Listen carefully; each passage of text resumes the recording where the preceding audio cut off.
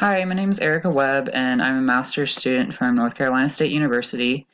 Today I'm going to discuss the differences in beef quality traits between steers and heifers and how to potentially boost performance for each sex. So, beef quality is affected by a lot of different things, and this topic is actually pretty broad. So I'm going to try to keep it on topic as much as I can.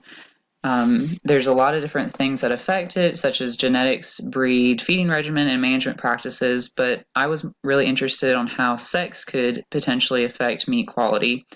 I was interested on how it affected nutritional differences. Is there one meat that's slightly more profitable than another? And how muscle composition differs between the sexes. I was also interested to see how you could potentially boost performance on each sex. I briefly looked at implants and different feeding regimens to see if those variables could outperform another. Also touching on how consumers feel about the quality differences and overall what this means for the industry. So before we can look at quality differences, I think we really need to touch on genetics a little bit. And before you can grow a product, we need to be able to have a calf on the ground that has the potential to grow and perform like we want it to.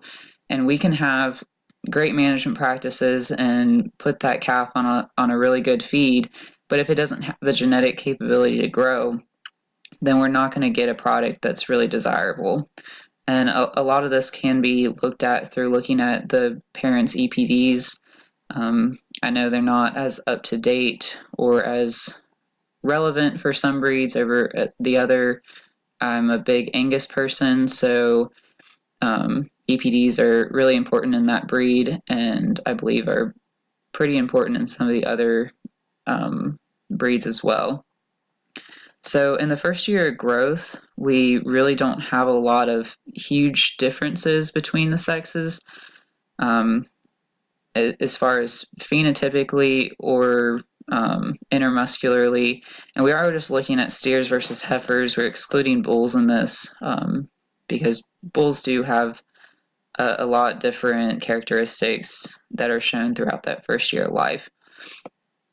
We start seeing a lot more characteristics show up when they hit a feedlot, which is typically around a year old, if not a little younger than that. And steers on average showed, according to one study, showed that they had an average daily gain of about 2.5 pounds, and they ate about 8.5 pounds of feed per pound of gain. And as compared to heifers only gained about right at 2 pounds, and they ate about a whole pound more at 9.7 pounds of feed per pound of gain. This is really important when you're looking at a profitable standpoint. You want to be able to get an animal in and out of the feedlot as quickly as you can for as cheap as you can. So this could be really important information to know for producers. Overall muscle area differences. There were quite a few differences in the growth rates for steers versus heifers, and a lot of this was looked at through ultrasounds, looking at the longissimus dorsi muscle, which measures the amount of meat in a carcass. Muscle growth rates were slower in heifers than steers, and typically heifers reach a final mature weight a lot earlier in life, but that shouldn't be confused with the ability for steers to reach an optimum harvest weight a lot quicker. Overall, steers typically had a higher red meat yield, and that's because heifers are going to store a lot more fat intermuscularly than steers, which will be discussed on the next slide. So overall fat deposition doesn't vary greatly between steers and heifers, but where the fat is actually deposited does. So heifers are going to store a lot more fat subcutaneously and intermuscularly. They're going to have a lot more marbling overall.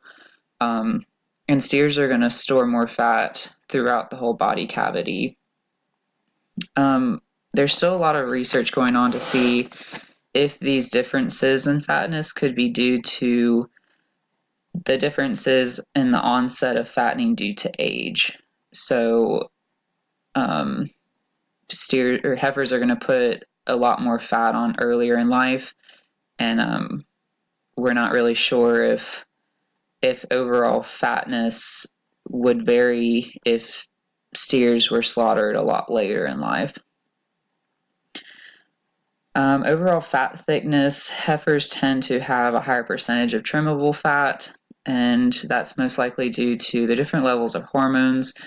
You're going to have an increased level of estrogen and a decreased level of testosterone throughout the body, which is going to put on a lot more fat than steers. Marbling overall, so heifers have a slightly different fatty acid composition than steers do, and they're going to have more monounsaturated fatty acids along with unsaturated fatty acids and oleate composing the lipids that are throughout their muscles. These lipids tend to cause the fat to become a lot softer, which is going to improve your meat texture and palatability. It's also going to increase your water holding capacity, and that in turn brings out that bright red color that you see in meat, which makes it a lot more appealing to consumers. Steers showed similar fatty acid compositions, but their lipids are composed a lot more of saturated fatty acids, and because of that, their meat tends to be not as tender as heifer meat. So boosting performance, there's a lot of different ways that we can kind of manipulate our cows to grow at the best that they can. I'm going to touch on just implants and feed. Implants are generally given at weaning time, and sometimes they're also given multiple times throughout the feedlot stage. Typically, you don't get a lot of, they're not really as efficient when you give them more than 2 times. But overall, they're going to improve feed efficiency along with your feed conversions, and it's going to promote a higher growth rate and a lot more muscle deposition, which overall leads to a heavier carcass weight. There are 11 different implants, and they're typically a combination of estrogen and an androgen. And in heifer implants, we're using these to replace the hormones that are lost as the heifer ages. It has shown to increase the amount of average daily gain and feed conversion ratios.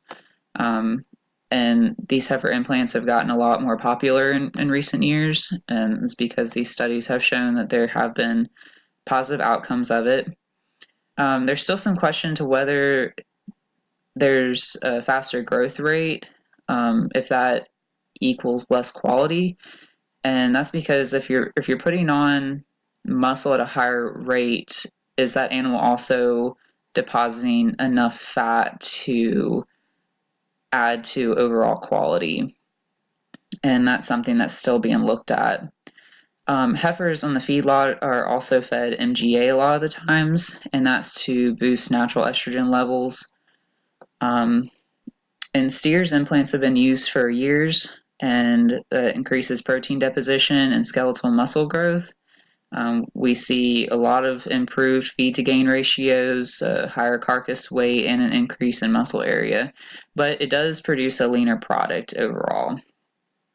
So I feel like feed is also something that was kind of important to touch on. In one study I looked at, it showed that the combination of forage and concentrates led to an overall better fatty acid composition. And this was really important to know because if you're raising heifers, they're going to need to build that intermuscular fat. And if you can have better fatty acids coming in through your forages and your concentrates, you're going to get a better overall product.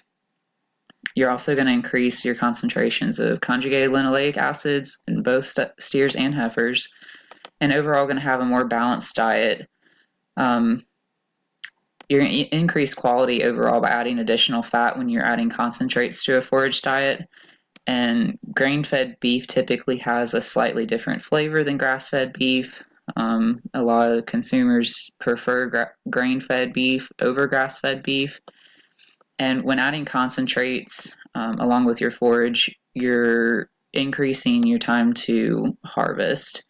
But overall, diets vary so much, and there's so many different ways to feed a cow that you're going to want to look at what your overall end goal is to see what you need to be feeding. So our consumer perspective is really what drives the industry, and without them buying the product, our producers wouldn't have any jobs. And when a consumer first walks into a store to buy a piece of meat, they're going to look at the appearance of the meat, how bright it is, how healthy it looks. And a lot of this has to do with water holding capacity and what kind of lipids are throughout that muscle. When they go to actually cook the piece of meat, they're looking at overall flavor, juiciness, and tenderness, and a lot of that has to do with marbling. And like I said before, grain-fed beef tends to have a more desirable flavor than grass-fed beef. There has been not a lot of research done on basic preference, but in a few taste panels that were done, heifer meat tended to be more preferred because it had a greater flavor in it, and it was a lot more tender than steer meat just because of the types of fatty acids that were in the lipids that were throughout the muscle of the meat. So overall, when comparing steers and heifers, there's not really any clear factor that defines certain carcass traits to specifically account for the value differences. I think there's too many variables out there to really give a good explanation on, or a good answer as to which one has higher quality. Overall, I think heifer meat can be very valuable when raised in the right way, when you have genetics that can back it up. The amount of feed that you feed and the right type of feed to add not only muscle but fat onto that heifer. But overall, I think steer meat's a lot more common just because it's a lot more profitable. You can raise an animal faster, and it's going to get to harvest weight a lot faster. I think that because of the advance in genetics and nutrition and everything, I think that there could be potential for a lot more research to be done with this topic.